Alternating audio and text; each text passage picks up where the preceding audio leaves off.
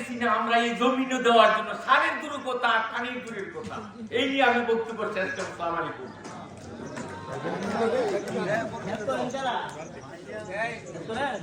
মাত্রা বেঁধে কাম চালার দাও।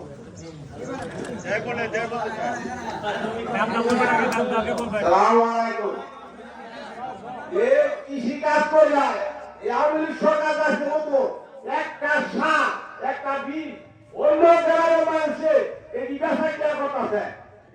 এই দুঃখ আগস্ট 18 বছর কাটাইছি এটা আমরা আছে। আমার ধন্যবাদ। আসসালামু আলাইকুম। এটা আমার বিচার চাই।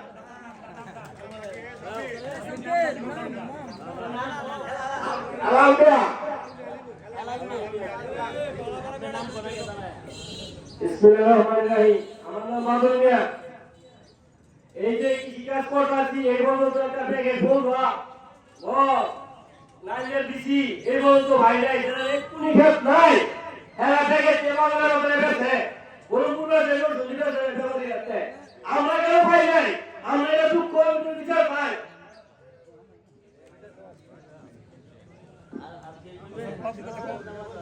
সমস্যা গেছে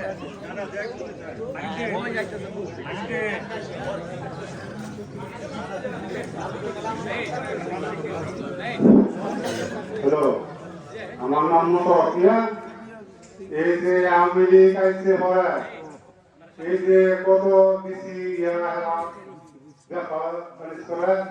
আমরা আজ পর্যন্ত একটা দিছিও পাই নাই, নাইলে দিছি নাই, দাম দিছি নাই, কিছু দিছি ভাইটাছি বহুত বছর হয়েছে। হ্যাঁ, তারা এই সময় আওয়ামী লীগ যারা করে তারা ওই দেয় আমরা বিএনপি করি।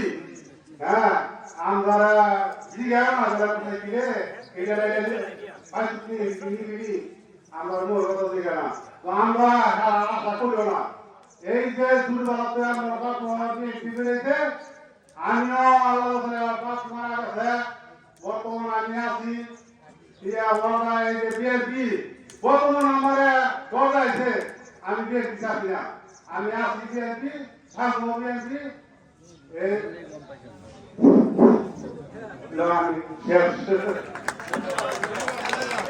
Thank you.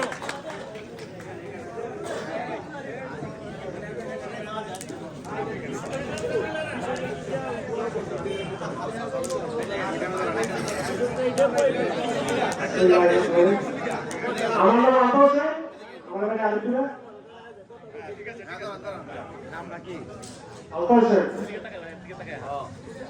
আমি আজকে অনেক বছর ধরে আমি কৃষি কাজ করছি আর মরিচ করি ধান চাষ করি কোনো সার পাই না।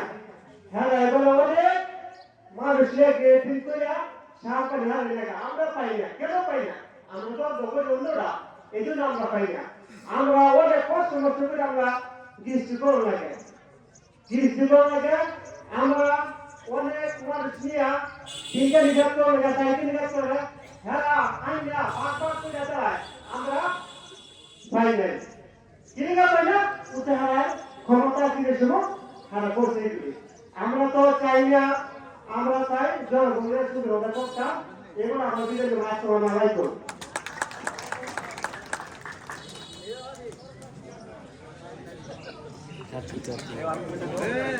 আর আসেন, আর অনেক মুরব্বী আছে এখানে, অনেক মুরব্বী আছে। মুরব্বীদের কেন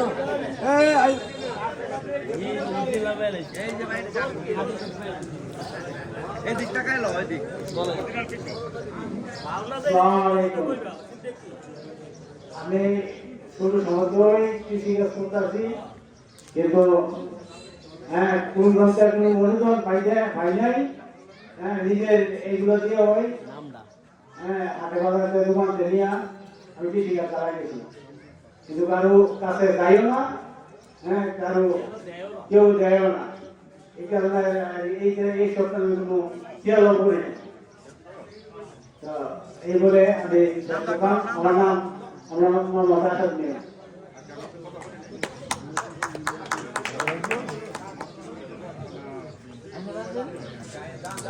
কোন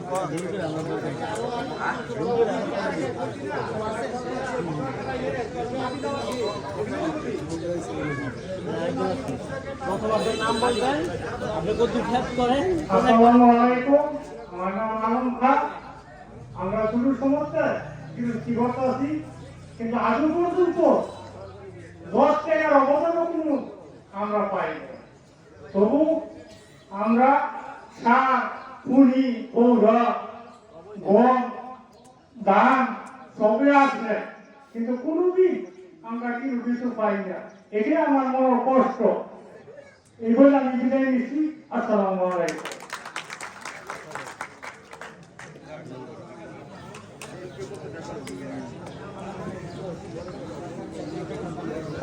আর কেউ কিছু বলবেন না? তো ধন্যবাদ আপনাদেরকে। আপনারা অনেক সুন্দর এবং গঠনমূলক সমস্যা আমাদের মাঝে তুলে ধরেছেন। আমরা সেগুলো লিপিবদ্ধ করেছি।